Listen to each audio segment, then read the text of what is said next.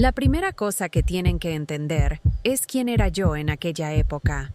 Unos 5 años atrás, yo era Claudia, enfermera senior del centro quirúrgico, 32 años, con la vida patas arriba por los turnos de 12 horas.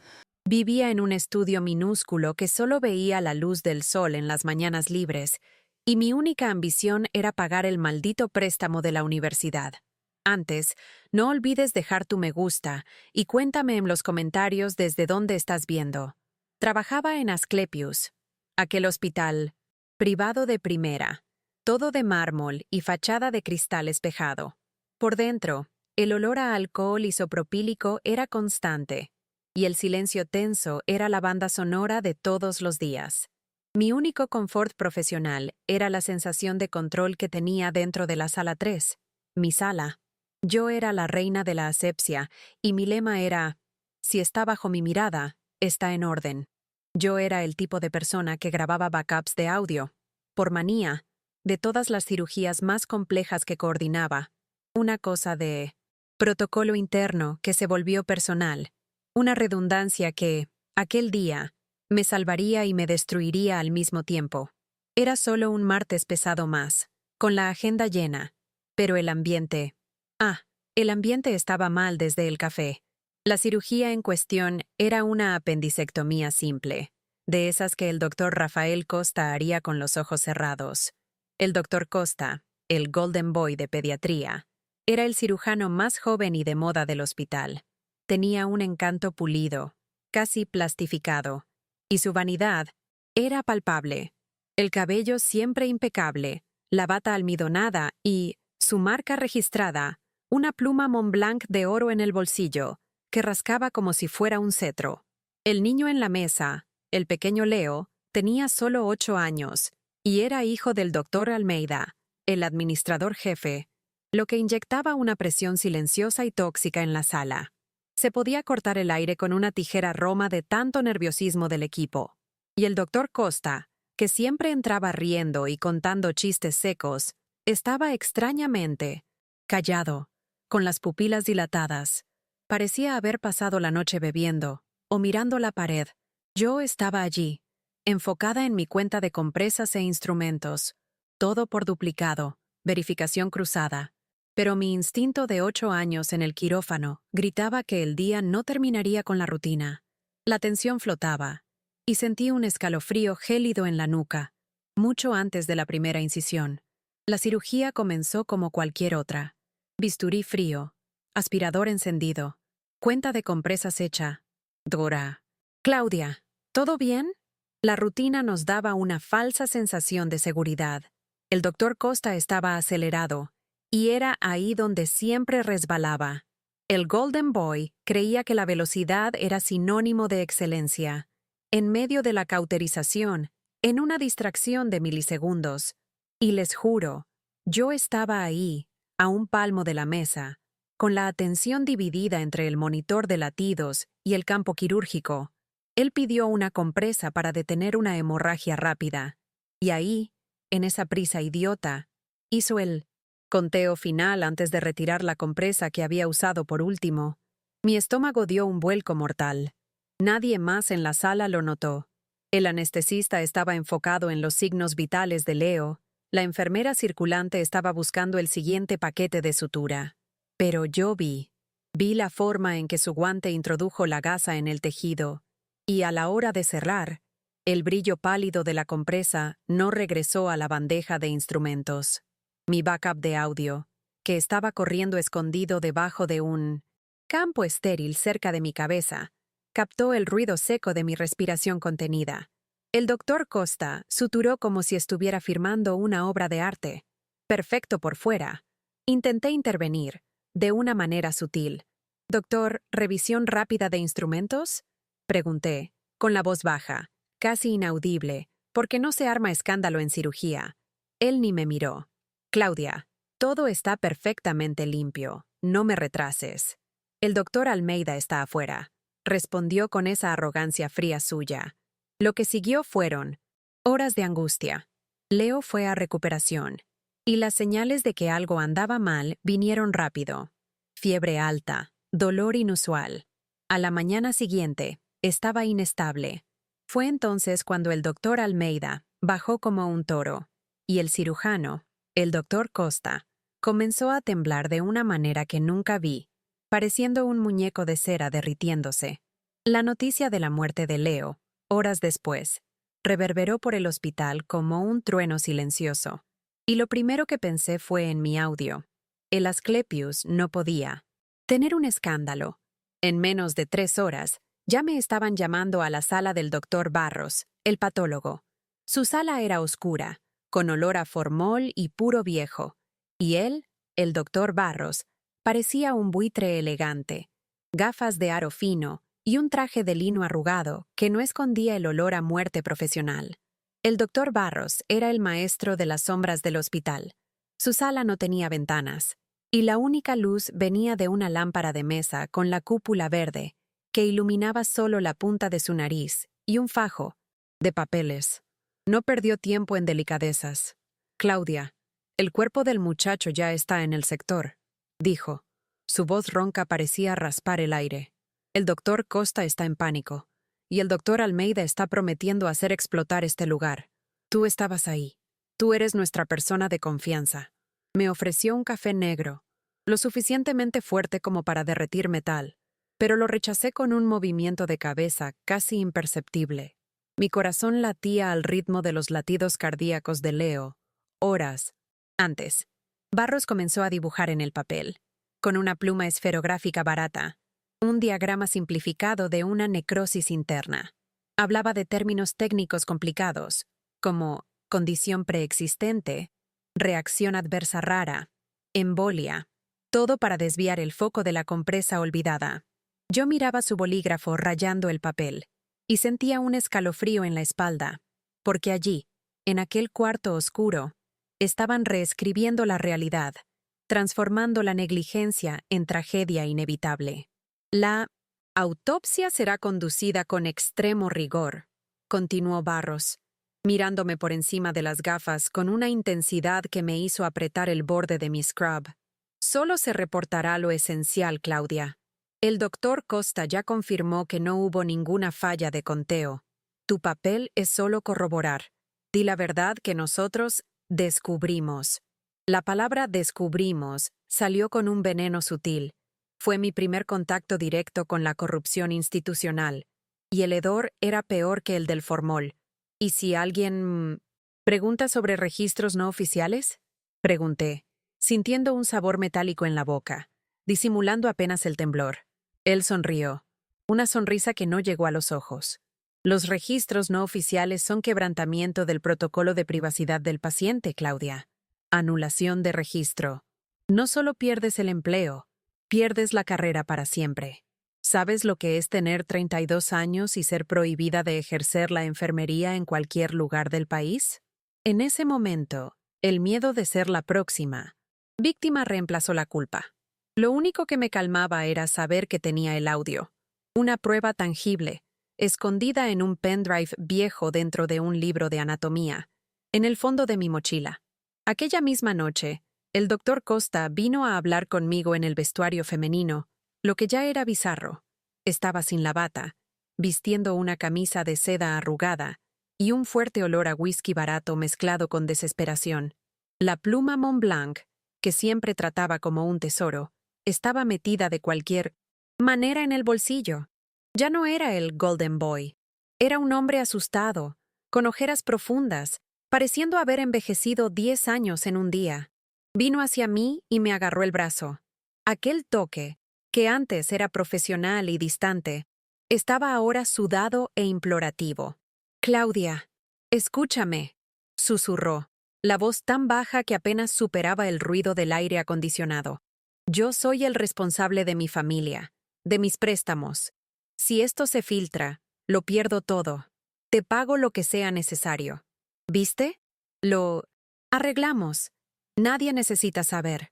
Me estaba ofreciendo dinero por mi alma, y lo más aterrador no era la oferta, sino la falta de remordimiento real, reemplazada por una autocompasión grotesca. Él solo veía su carrera en riesgo, no la vida de Leo que él había quitado. Pasé la noche en vela, mirando el minúsculo pendrive. Parecía inofensivo, pero contenía el sonido de mi ruina o de la redención. Era la grabación cruda, con el ruido del monitor cardíaco, el sonido metálico de los instrumentos y, en el momento crucial, mi respiración suspendida, el registro exacto del doctor Costa, pidiendo el conteo final antes de la retirada de la gasa. La adrenalina del miedo me mantenía despierta, el miedo del doctor Barros, de perder mi registro, de ser demandada por el hospital, y el miedo de la culpa, de dejar que un niño inocente muriera en vano y ver a los padres siendo engañados por un informe frío. Abrí el archivo de audio en mi laptop, bajito, con auriculares. Escucharlo de nuevo era como revivir el mío y míens trauma, la voz de Costa, arrogante y apresurada, y después el silencio que selló el destino de Leo. Necesitaba hacer algo, pero cada paso que daba para exponer la verdad me llevaba más cerca de un precipicio profesional. Estaba atrapada entre la ética y la supervivencia, y esa línea divisoria parecía cada vez más fina y dolorosa. El hospital, siempre un lugar de movimiento frenético y controlado, ahora parecía un mausoleo de excelencia falsificada. Los pasillos estaban más vacíos, pero la sensación de estar siendo observados era constante. Las cámaras de seguridad, que antes eran solo parte del paisaje, parecían ahora ojos hambrientos, siguiendo cada paso mío. Empecé a andar con las manos en los bolsillos, protegiendo el pendrive que había escondido en una doble capa del forro de mi pantalón scrub, cosida por mí misma de madrugada. Mi mayor miedo era ser sorprendida con la prueba. El doctor Barros me había alertado sobre el quebrantamiento de protocolo, y yo sabía que era la única arma de ellos para destruirme. Podían alegar que estaba invadiendo la privacidad del paciente, que actué con mala fe. El protocolo era la muralla de mármol del hospital, y yo era solo una enfermera tratando de atravesarla con un pendrive. El aire dentro de la sala 3, que antes me calmaba, ahora me sofocaba. Ya no podía mirar a mis colegas, pensando que todos lo sabían, o peor, que todos eligieron no saber. El entierro de Leo fue discreto, pero el hospital hizo cuestión de enviar una delegación entera para prestar apoyo a la familia. Yo no fui. No podía mirar al doctor Almeida y a su esposa, sabiendo que yo tenía la prueba de lo que realmente sucedió. Pero al día siguiente, vinieron al hospital para recoger las pertenencias de Leo, y el doctor Almeida, aquel hombre que irradiaba poder y control, estaba deshecho. Su esposa, delgada y pálida, usaba gafas oscuras que no escondían la hinchazón de los ojos. Se detuvieron en la entrada del centro quirúrgico, y yo tuve que pasar por ellos. Cuando la señora Almeida me vio, me agarró el brazo, no con la presión fría del doctor Costa, sino con una fragilidad de porcelana. «¿Usted estaba ahí, verdad, Claudia?», preguntó. «Dígame, él no sufrió mucho al final, ¿verdad?». El doctor Barros dijo que fue rápido, una complicación rara. La forma esperanzada en que buscó una confirmación en mi cara, buscando consuelo en la mentira, me hizo sentir la persona más inmunda del mundo. Balbuceé un sí, rápido, y el sonido de mi propia voz mintiendo fue peor que cualquier grito. La compresa de gasa parecía estar pegada a mi garganta. A partir de aquel día, mi vida se convirtió en una misión de supervivencia y justicia secreta. Estaba exhausta, durmiendo un máximo de 3 horas por noche, siempre despertando con el eco del bip del monitor cardíaco en mi cabeza. Mi estudio, antes un refugio, ahora parecía una jaula. No confiaba en nadie. Cambié todas mis contraseñas, cubrí la cámara de mi laptop con cinta aislante y solo accedía a Internet usando el Wi-Fi. De la biblioteca pública, a 3 barrios de distancia, comencé a investigar anónimamente en foros jurídicos sobre error médico oculto, grabación no autorizada y las consecuencias. Lo que leía solo aumentaba mi terror. Tenía una prueba crucial, pero la manera en que la obtuve podría incriminarme y anular la validez del audio en el tribunal. Yo era una heroína con una bomba de tiempo en las manos. Necesitaba un intermediario, alguien que pudiera exponer la verdad sin exponerme, alguien que no tuviera el registro profesional para perder. Estaba nadando contra la corriente, y cada brazada me dejaba más cerca de ahogarme. Necesitaba ayuda profesional, pero no podía ir a un bufete de abogados tradicional, corriendo el riesgo de que el Asclepius tuviera ojos en todas partes. Fue en una de esas noches en la biblioteca que encontré a la doctora Elena. Ella no era una abogada de renombre, pero era conocida por aceptar causas pro bono y por defender a enfermeras y técnicos de enfermería en 1900. Disputas laborales con grandes hospitales.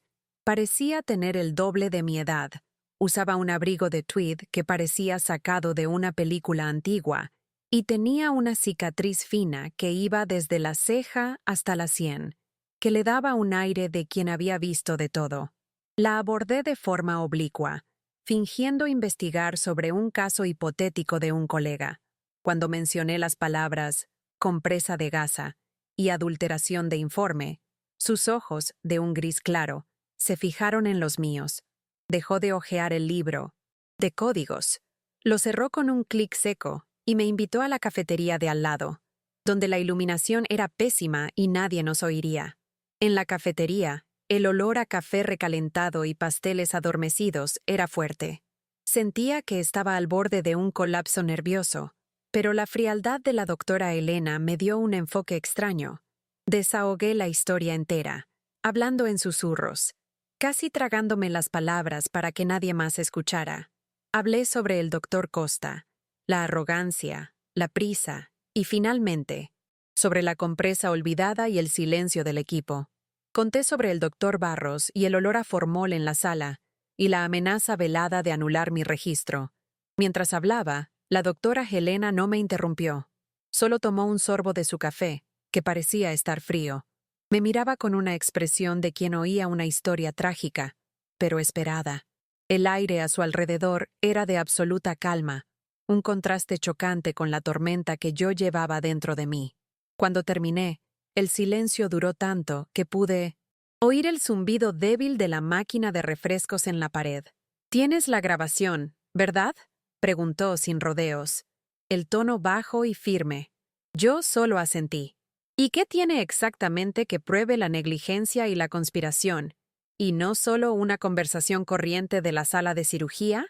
Le expliqué sobre el conteo de instrumentos y cómo el doctor Costa había confirmado la limpieza del campo antes del momento crucial. Le expliqué la ausencia del sonido de la compresa en la bandeja final y el registro de mi propia respiración ahogada. La doctora Elena sonrió de lado, una sonrisa pequeña, sin alegría, pero de reconocimiento. «Ellos están usando el protocolo en tu contra, Claudia. Vamos a usar la verdad para desmantelar su protocolo».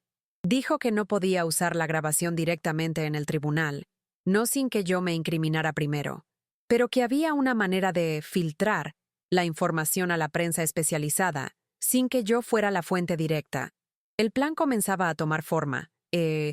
Implicaba un laberinto legal y un gran riesgo. La doctora Elena me explicó que necesitábamos una soltura controlada del audio.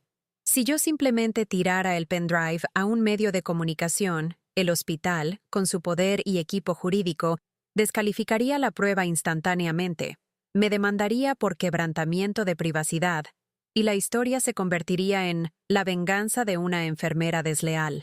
Lo que haríamos sería crear un rastro de migas. Ella sugirió que hiciera copias idénticas de la grabación en varios pendrives y que las dejara en lugares neutros y estratégicos.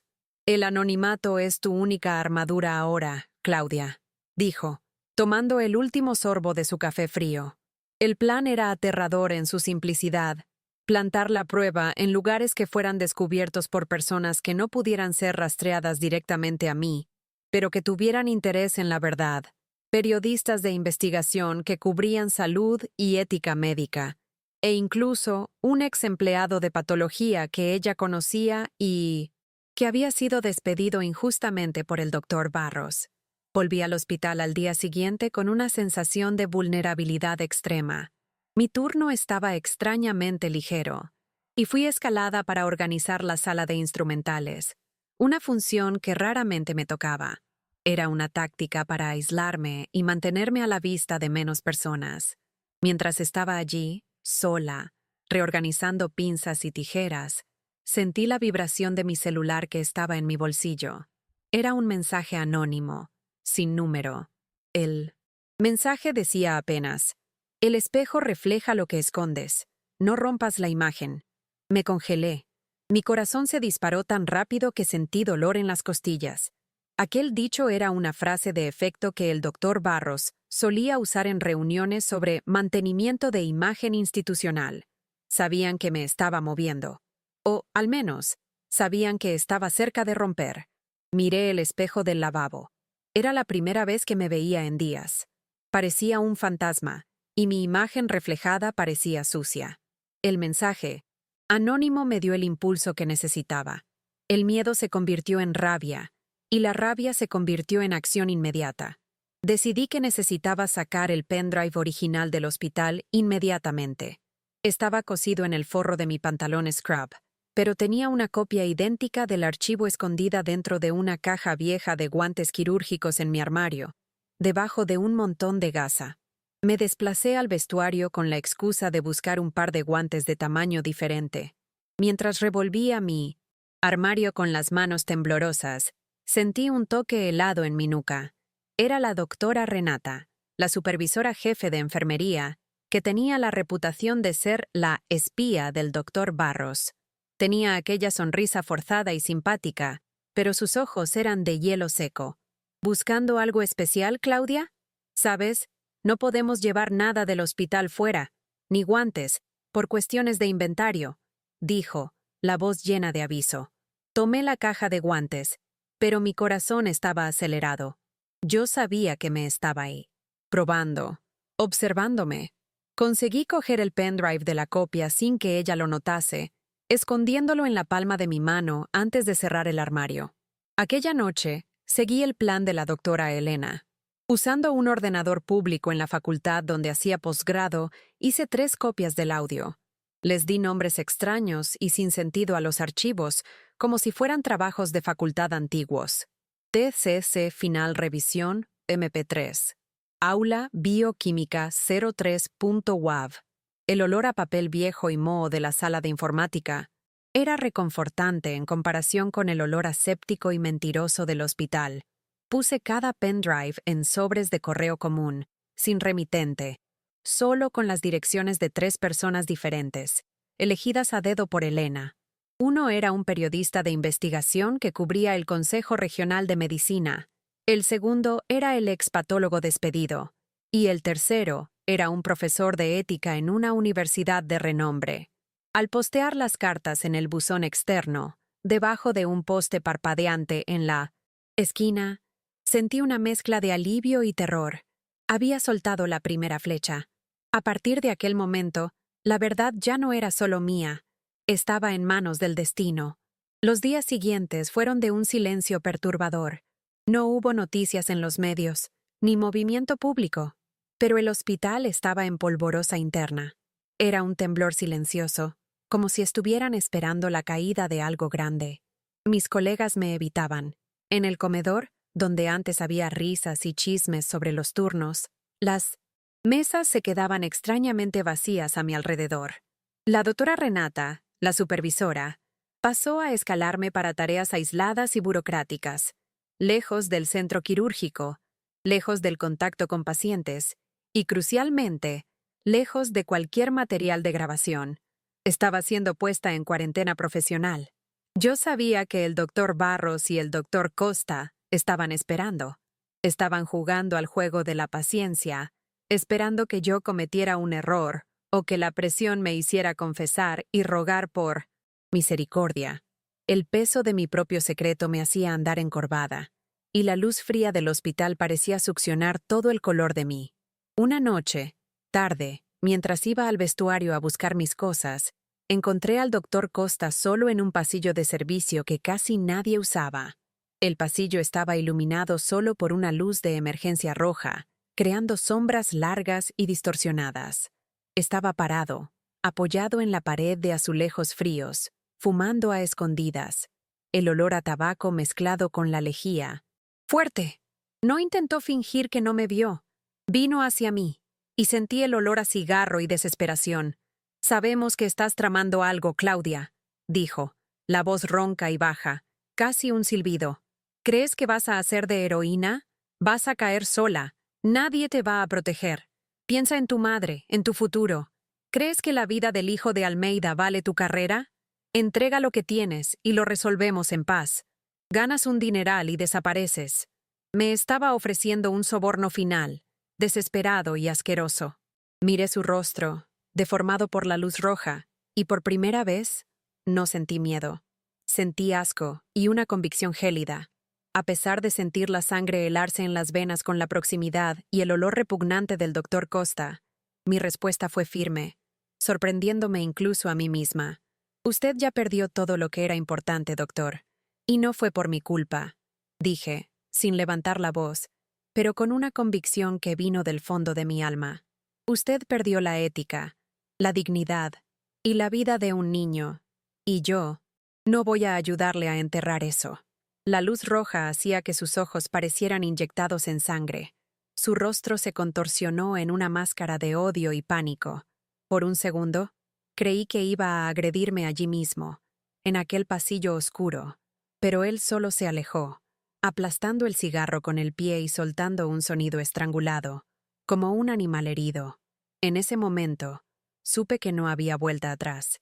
Ya no era solo la enfermera asustada, yo era la guardiana de la verdad, y mi propósito era mayor que mi propia carrera. Salí de allí con la sensación de haber limpiado una suciedad antigua de mi alma. 2 días después, la primera flecha alcanzó el objetivo. Estaba almorzando un sándwich de mantequilla de cacahuete y plátano en mi estudio, viendo un noticiero local, algo que rara vez hacía. Y entonces, lo vi.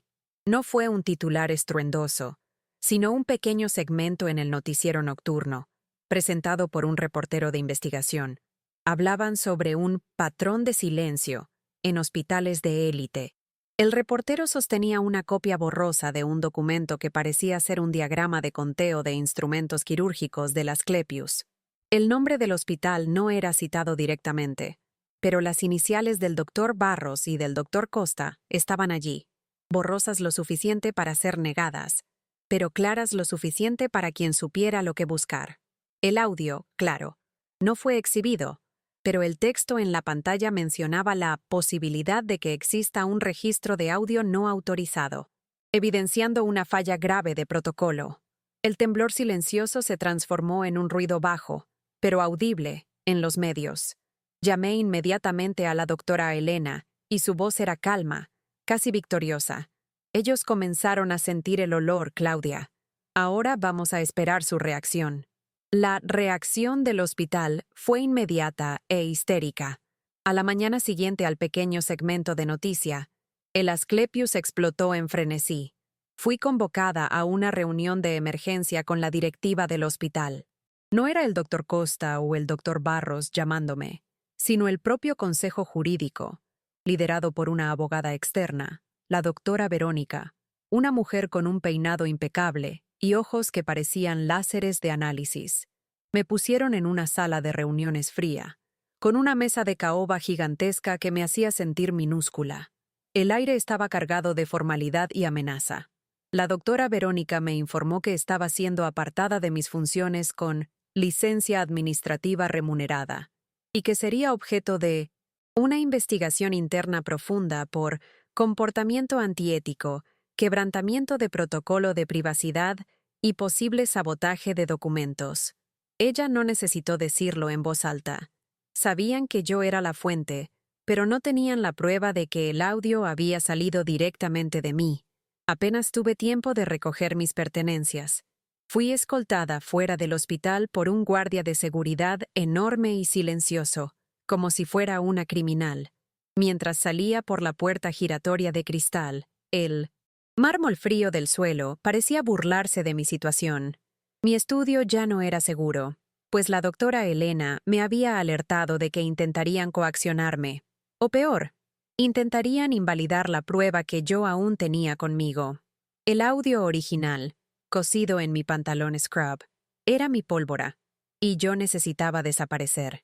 Tomé solo una mochila con lo esencial. Dejé el celular apagado dentro de un bote de arroz para evitar el rastreo, y tomé un autobús intermunicipal para la casa de mi tía, en el interior, a más de 300 kilómetros de distancia. En el viaje, mirando el paisaje verde escurriendo por la ventana, sentí una soledad profunda. La verdad me costó mi empleo, mi rutina y la sensación de seguridad. Estaba huyendo, pero era la fuga de quien carga la justicia.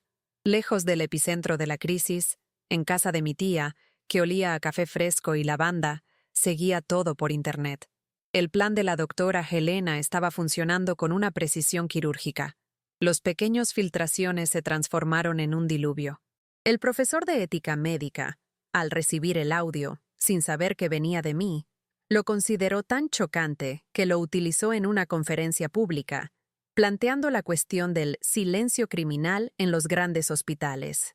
El periodista de investigación consiguió ligar las iniciales borrosas del diagrama de conteo a Asclepius. En menos de una semana, el nombre del hospital y la palabra encubrimiento estaban en todos los portales de noticias especializados en salud. La presión pública sobre el vino de siempre. Consejo Regional de Medicina, CRM, para abrir una sindicancia rigurosa era inmensa. El lujo de mármol y cristal de Asclepius se estaba desmoronando bajo el peso de la verdad. Mi copia silenciosa, entregada anónimamente, se había convertido en la voz de Leo. La doctora Helena se convirtió en mi único puente con el mundo exterior. Me llamaba desde teléfonos públicos y desechables para darme actualizaciones y orientaciones. Me explicó que la estrategia era dejar que las pruebas anónimamente plantadas hicieran el trabajo de causar la sindicancia, forzando la investigación de dentro hacia afuera. Si apareces ahora, te van a transformar en la criminal, Claudia. El audio es la bomba, pero tú eres la mecha, y la mecha necesita estar escondida. Instruía. Ella estaba negociando secretamente con los abogados de la familia Almeida, que finalmente habían entendido que la versión oficial del doctor Barros sobre la condición preexistente era una farsa grotesca. La familia estaba indignada y preparada para mover la acción multimillonaria que el hospital tanto temía, ahora con la fuerza moral del público y la confirmación de que el hospital había mentido. La justicia se estaba moviendo, y yo, la fugitiva, era el motor escondido de esa revolución. La presión de la sindicancia y la amenaza de un proceso gigantesco forzaron la primera gran ruptura dentro de Asclepius.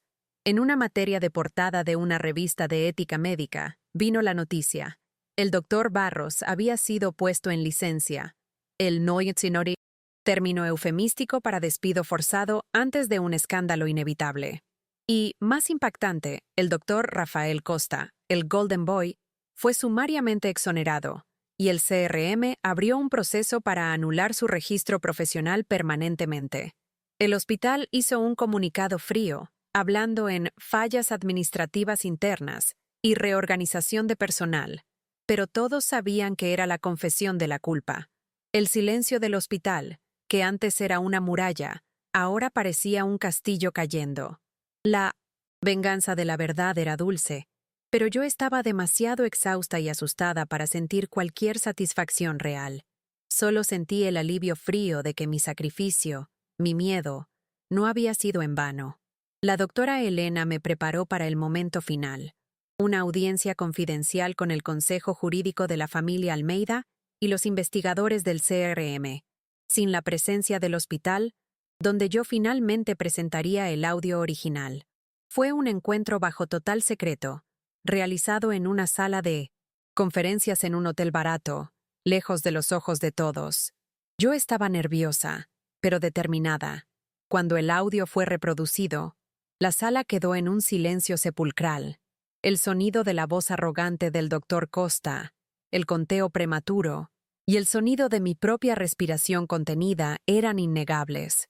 La prueba era irrefutable. La abogada de la familia Almeida, que antes parecía escéptica, me miró con un respeto sombrío. En ese momento, yo no era más la enfermera que quebró el protocolo. Yo era la pieza clave que desvendó un crimen. Mi corazón latía con un ritmo de deber cumplido, mezclado con la sensación de que yo acababa de tirar mi carrera a la hoguera. El desenlace, como la doctora Elena había previsto, no fue un espectáculo de fuegos artificiales, sino más bien un acuerdo cerrado a puertas trancadas. El Asclepius, para evitar la publicidad catastrófica de un juicio, acordó un arreglo financiero masivo con la familia Almeida, reconociendo indirectamente la responsabilidad en el óbito. El doctor Costa tuvo su registro anulado. El doctor Barros salió de escena. ¿Y yo? La doctora Elena consiguió negociar una amnistía silenciosa del proceso de quebrantamiento de protocolo, alegando interés público y ética mayor. Mi registro profesional fue mantenido, sin manchas, pero la verdad es que nunca más volví a trabajar en un hospital grande. Mi historia me dio una reputación invisible, una carga de quien vio y se rehusó a callar. El miedo se disipó, pero fue reemplazado por una melancolía fría. Perdí mi rutina, mis colegas, y la ambición de pagar el préstamo de la facultad rápido. Pero salvé mi alma. Hoy trabajo en una clínica pequeña, en el interior, donde el olor a café es más fuerte que el de alcohol, y el ritmo es lento, humano. Nadie aquí sabe de mi historia, y prefiero que siga así. De vez en cuando, cojo mi viejo pendrive y lo sostengo en la mano, sintiendo el peso de aquel día. Mi vida nunca más fue la misma. Soy una persona más escéptica, más atenta a los silencios y a los pequeños desvíos de conducta. Lo que vivencié me enseñó que el horror no está en los fantasmas, sino en la corrupción silenciosa, maquillada por mármol y excelencia. No me arrepiento. Perdí mucho, pero hice lo que era correcto por aquel niño. Y es por eso que estoy hablando esto aquí, para que la historia de Leo y mi lucha contra el gigante de bata blanca sirvan de alerta. La verdad es un peso, pero el silencio es la muerte.